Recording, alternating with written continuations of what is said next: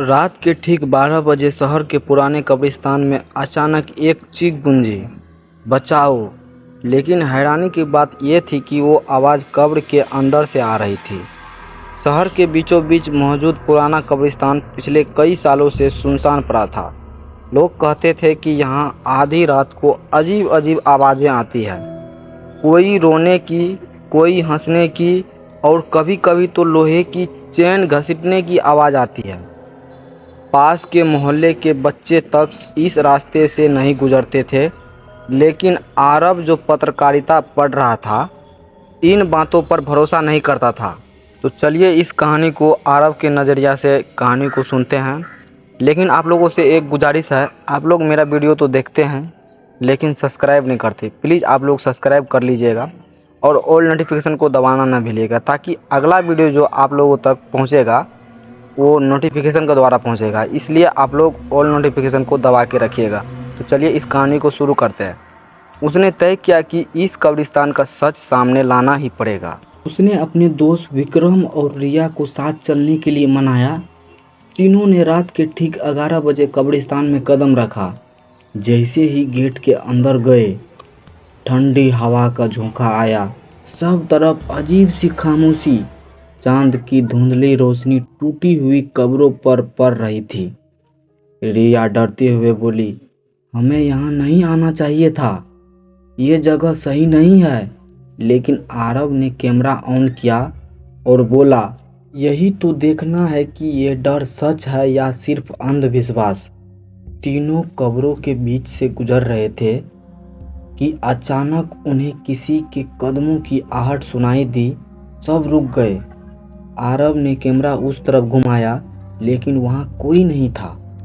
अचानक पीछे से मिट्टी हिली और एक कब्र से ठक ठक ठक की आवाज़ आई। विक्रम डर के बोला, इसके अंदर कोई है। रिया लगभग चीख पड़ी, मिट्टी के अंदर इंसान कैसे जिंदा हो सकता है। आरब के चेहरे पर भी डर साफ झलक रहा था, लेकिन उसका कैमरा चालू था। फिर वही कब्र हिलने लगी और अंदर से वही आवाज़ गूंजी, बचाओ, मुझे बाहर निकालो। आरब और विक्रम ने मिट्टी खोदने की शुरू की। रिया बार बार मना कर रही थी। थोड़ी देर में अंदर से एक सड़ा गला हाथ बाहर निकला। रिया चीख मारकर भागने लगी, लेकिन गेट अपने आप बंद हो चुका था। आरब और विक्रम पीछे हटे और मिट्टी फटकर एक आदमी का शव बाहर निकल गया। लेकिन अजीब ये था कि उसकी आंखें खुली हुई थी और वो हिल रहा था। वो कराहते हुए बोला, तुम लोगों ने मुझे जगा दिया। रिया कांपते हुए बोली, ये तो जिंदा है।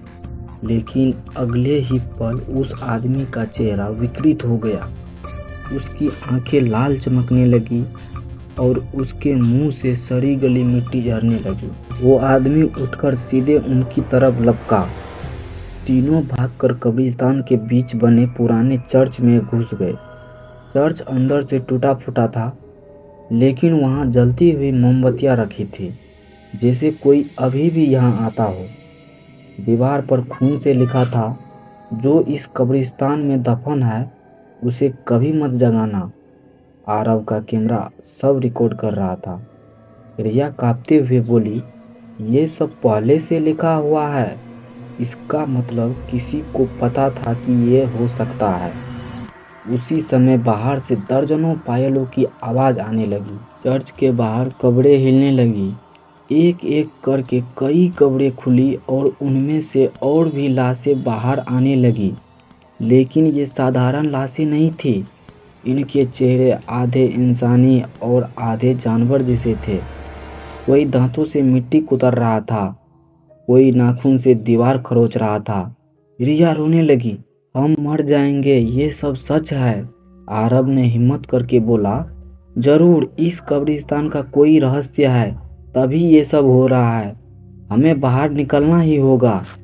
लेकिन बाहर का गेट अब लोहे की मोटी जंजीरों से खुद ब खुद जकड़ गया था।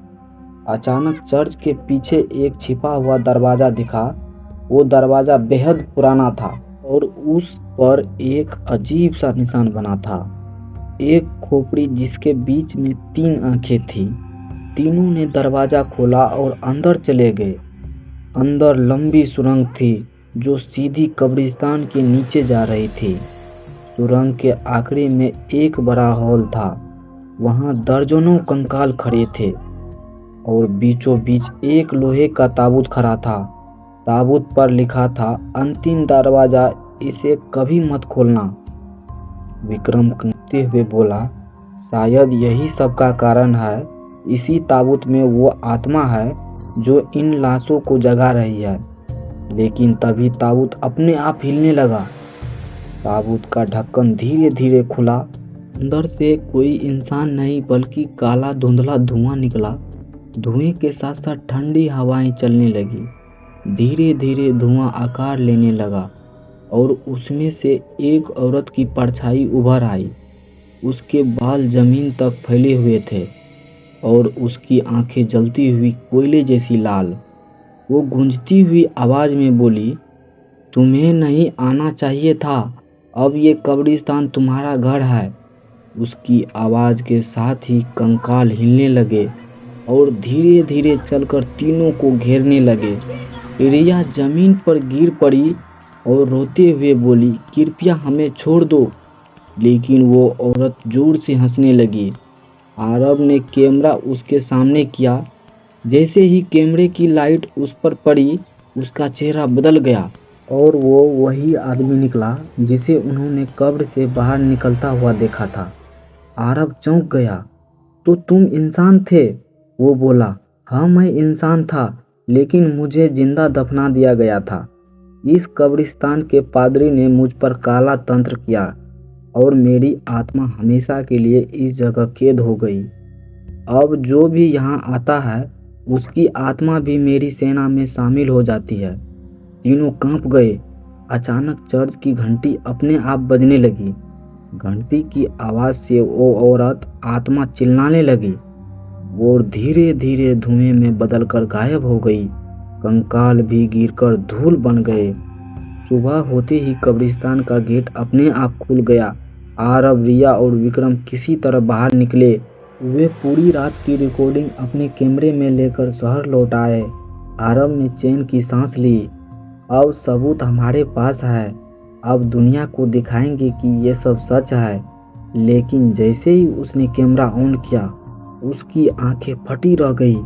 रिकॉर्डिंग में तीनों कब्रिस्तान में जाते तो दिख रहे थे, लेकिन उसके बाद की सारी फुटेज सिर्फ एक ही चीज़ दिख रही थी। तीनों लोग खुद कब्र खोदकर उसमें लेट रहे हैं और ऊपर से मिट्टी खुद ब खुद गिर रही है। रिया चीख पड़ी, ये तो हम ही हैं। विक्रम कांप गया। तो क्या हम जिंदा हैं या पहले ही मर चुके थे? आरब कैमरे को गिराकर चुपचाप कब्रिस्तान की तरफ देखने लगा। वहाँ दूर से धुंध में वही औरत खड़ी थी और उसके चेहरे पर वही मुस्कान थी।